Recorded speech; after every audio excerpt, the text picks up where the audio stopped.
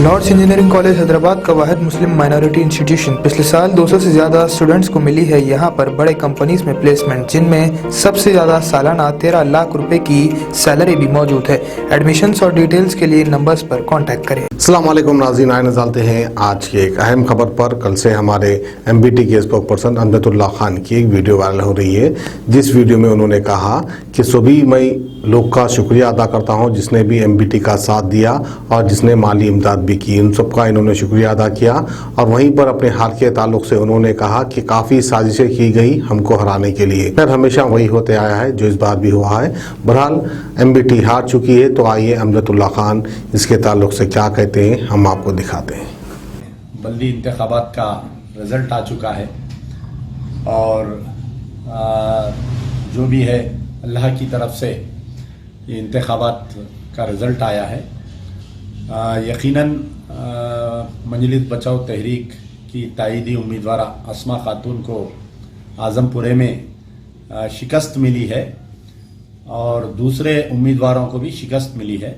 लेकिन आपके दरमियान में इसलिए आया हूँ मैं कि इर्रेस्पेक्टिव ऑफ द रिज़ल्ट जो भी नताइज हैं उसको हम अल्लाह के फ़ैसले को बोलकर कबूल करते हैं और अपना जो भी काम रहेगा आगे चल के, यानी जैसा कि मजलिस बचाओ तहरीक के तमाम कारकुनान और ख़ुद मैं रोज़ाना जैसा काम करते थे, इंशाअल्लाह हम लोग काम को जारी और सारी रखेंगे। अब अगर ज़मीनी हकीकत हम देखना चाहे तो कई लोग मुझे फ़ोन कर रहे हैं कि भाई हमारे बहुत एक्सपेक्टेशन था, आज़मपुरा आप जीतते थे, आपकी अहलिया जीतने वाले थे। तो इसमें जो है बहुत सारी साजिशें की गई। उन साजिशों से तो तमाम लोग वाकफियत रखते हैं कि पहले हमारे पार्टी को डी रिकग्नाइज किया गया, फिर उसके बाद में तकरीबन 12,000 वोट, 10,000 वोट आज़मपुरे के निकाल कर छोनी में डाला गया। 2,000 वोट जो है जो काला डेरे का बेल्ट आता था वहाँ के निकाल कर अकबरबाग में डाला गया और 4,000 डुप्लीकेट वोट को इसके अंदर डाला गया। तो वो तो मैं ही था कि हम लोग हिम्मत नहीं हारे। इतनी साजिशों के बावजूद भी मैं इलेक्शन लड़ा। ये मेरे तमाम जो लोग दुआ गो लोग हैं मेरे साथ जो नौजवान तबका मेरा साथ दिया, जो मेरे जमात के बुज़ुर्ग लोग मेरा साथ दिए, उनकी हिम्मत और उनकी हौसला अफजाई पर मैंने इंतखाबात में हिम्मत नहीं हारी। सबसे पहली चीज़। फिर एक साजिश की गई कि कोई मेरा ऑडियो है बोलकर वायरल करने की कोशिश की गई और जो सादात फैमिलीज जो थे मेरे वोटर्स उनको मुतासिर करने की कोशिश की गई। अल्लाह का फजल रहा और मैं तहे दिल से सादात फैमिलीज का मैं शुक्रगुजार हूँ कि वो ऑडियो आने के बावजूद भी वो लोग जो है उस ऑडियो पर यकीन नहीं किए, मेरे साथ ठहरे हुए रहे। तो मैं ज़िंदगी भर उनका एहसानमंद हूँ और उनकी दुआओं का तलबगार, क्योंकि सादात लोगों की दुआ में अल्लाह ताला ने बहुत बड़ा नेमत रखी है। तो मैं उनसे गुजारिश करता हूँ कि आप अपना बच्चा समझकर मुझे हिम्मत दिए, दुआएं दिए। कई लोग टेलीफ़ोन करे, तमाम मुर्शदीन इकराम मुझे फ़ोन करके बोले कि हम आपके साथ हैं। मैं उनका शुक्रगुजार हूँ और शख्सी तौर पर जाकर मैं अपने एक एक वोटर से मिलूँगा इंशाअल्लाह। आज़मपुरा हल्के में जितने लोगों ने, मैं जब भी पदयात्रा कर रहा था, जलसों में जा रहा था, बुला कर घरों में बिठाकर मुझे जो इज़्ज़त दे रहे थे, मैं एक एक वोटर का फर्दन यानी तहरीक जो है तकरीबन 6,010 वोट ली है। इतने साजिशा होने के बावजूद चंचलगुड़ा तो तकरीबन काट दिए थे, पूरा खान बाग तक, अंजुमन तक पूरा काट के छोनी में डाल दिए। इतना मिक्सअप कर दिए थे 3 हल्कों को कि कई लोग जो है आज़मपुरे के आके सेंट लॉरेंस में वोट डाल रहे हैं, कई काले डेरे के लोग जाके अकबरबाग में वोट डाल रहे हैं, कई चंचलगुड़े के लोग जाके छोनी में वोट डाल रहे हैं। फिर दूसरी चीज़ जो है कि पैसों का जो रोल फेल हुआ, रातें रात तकरीबन कई करोड़ रुपए बांटे गए पूरे इलेक्शन में आज़मपुरे में। और हमारे असदुद्दीन ओवैसी साहब की ख़ास नज़र थी कि कैसा भी हो, किसी भी सूरत से हो, यहाँ से जो है अस्मा खातून मजलिस बचाओ तहरीक की तायदी उम्मीदवार नहीं जीतना बोलकर। तो in spite of all arts के अब रिज़ल्ट आ चुका है, इसको हम अल्लाह का फ़ैसला बोलकर मानना चाहिए और इसमें कुछ ना कुछ बेहतरी होगी कि अल्लाह ताला जो भी अपने बंदों के लिए फ़ैसला करता है इसके अंदर कुछ ना कुछ बेहतरी होती है।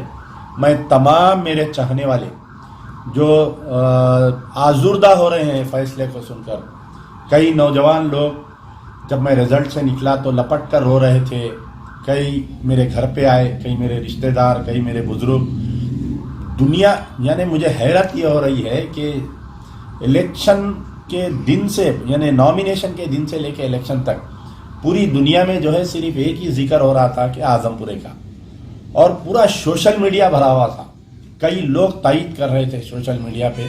मैं तमाम को सलाम करता हूँ, तमाम का शुक्रिया अदा करता हूँ फिर से। और जो लोग दिल बर्दाश्त हो रहे हैं, आप तारीख़ इस्लाम पढ़िए, आप हुजूर अकरम सल्लल्लाहु अलैहि वसल्लम की ज़िंदगी को सामने रखिए कि तूफ़ानें तो आती हैं मेरी ज़िंदगी में मुझे और ऊंचा उठाकर जाने के लिए। 5 साल पहले अमजदुल्ला खान आपके लिए वो नहीं था, कारपोरेटर नहीं रहने के बावजूद मैं 10 साल कारपोरेटर कर चुका हूँ। मुझे कोई ऐसी आरजू ख्वाहिश भी नहीं है कि कारपोरेटर रहूँ बोल के, लेकिन क्योंकि एक सियासी जमात है, हमको साथ चलना है, ये सब करना पड़ता है। फिर दूसरी चीज़ ये है कि काम तो जारी रहेगा, अमजदुल्ला खान का काम नहीं रुकेगा। जितने जो मजलूमीन जो बाहर है NRIs, ख़ास तौर पर उनकी जो मेरी मदद है वो जारी रहेगी।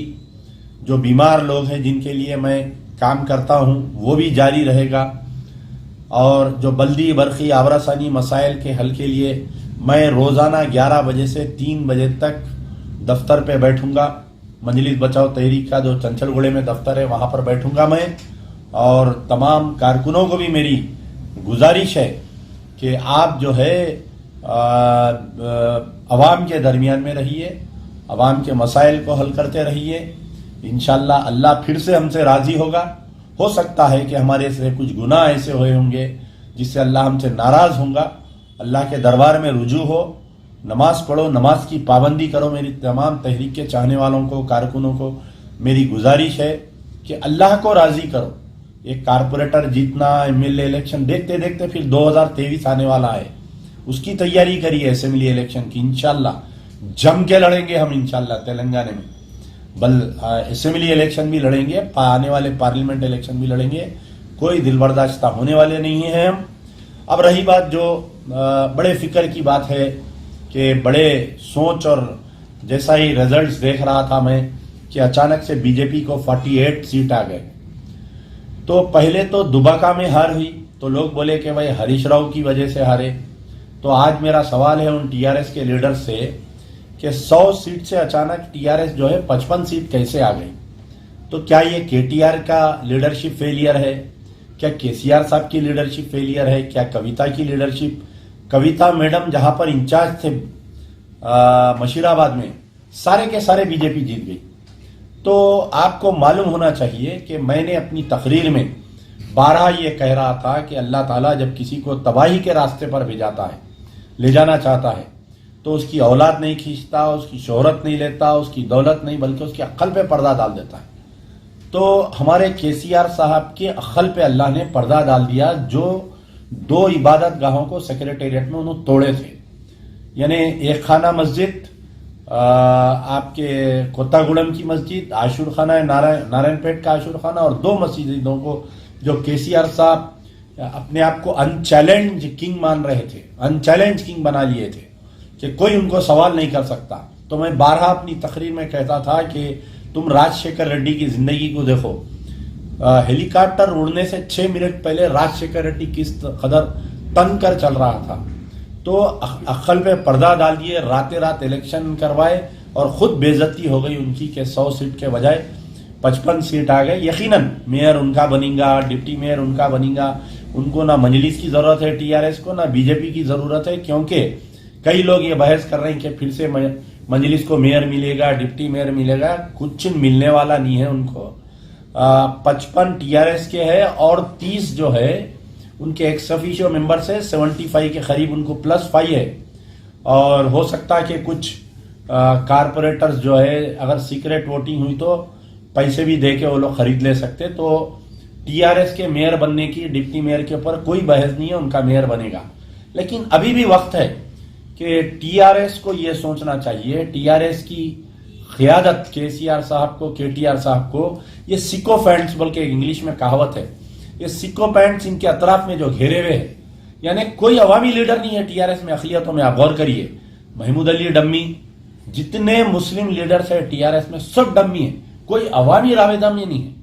उसके बावजूद अक़लियतों ने केसीआर साहब को 2018 में वोट दिया, 2019 में वोट दिया। तो इनका दिमाग खराब हो गया, बोले कि भाई मुसलमान कहीं नहीं जा सकते, मेरे को छोड़ देंगे। इन्हों मस्जिदा तोड़ दे रही, इन्हों जो है क्या क्या नहीं किए। सबसे बड़ी मार जो पड़ी कि इन्हों जो है, जो हिंदुत्व का शैतान तेलंगाना में सो रहा था, वो हिंदुत्व के शैतान को जगाए। कैसा जगाए? इन्हों जो है पीवी नरसिम्हा राव की 100 साला जश्न मनाए इन्हों। यानी कोई एक आदमी जाके पीवी नरसिम्हा राव को ये नहीं बोला कि अरे साहब आप पीवी नरसिम्हा राव के मुर्दे को खबर से निकाल के आप उसको जिंदा कर रहे हैं, 100 करोड़ रुपए खर्चा कर रहे हैं उसके ऊपर। तो ये जो पीवी नरसिम्हा राव जिसने बाबरी मस्जिद को शहीद किया, तुम जिसका जश्न मनाए, अल्लाह तुमसे नाराज हुआ और मुसलमान तुमसे नाराज हुए। तुम जो 4 मस्जिदां तोड़े, अभी भी मुहासबा करना चाहिए टीआरएस। आप either you are with the good or you are with the bad. एक हाथ से आप एक साथ 2 जनों को लेकर नहीं चल सकते। आप अक़लियतों के साथ थे, अक़लियतें आपके साथ थे। हालांकि 5 साल में जो है टीआरएस के दौर में इनकाउंटर्स हुए, कई वाक़यात पेश आए, उसके बावजूद मुसलमान आप पर भरोसा करके 2018 और 2019 में आपको वोट दिए। लेकिन टीआरएस जो है, जो उनका रवैया हो गया था, केसीआर साहब किसी से नहीं मिल रहे, 6-6 महीने आप कोई एमएलए जाके उनसे नहीं मिल सकता, मिनिस्टर जाके कोई नहीं मिल सकता, सेक्रेटेरिएट तोड़ दिए, अवाम जाके कोई सीएम से नहीं मिल सकती। तो ये तमाम चीजों का मुहासबा करना चाहिए टीआरएस को। ये जो टीआरएस हिंदुत्व जो लाइन ली, उसका फायदा बीजेपी को हुआ। जर्मनटन हॉस्पिटल, ऑर्थोपेडिक से मुताल्लिक हर मरीज यहाँ शिफायाब। इनाम याफ्ता doctor Mir Jawad Jar Khan, senior orthopaedic surgeon, advance operation theatre, ICU, digital x ray, laboratory, physiotherapy, pharmacy, sharing और प्राइवेट रूम्स, लेडी डॉक्टर्स और डॉक्टर अर्जुमन सुल्ताना गैनाकोलॉजिस्ट की खिदमात हासिल। वाजिबी फीस और मुकम्मल सहूलियात से हजारों मुतमईन। एम्बुलेंस से आरास्ता Germanton orthopaedic hospital, pillar number 150, Attapur, Hyderabad.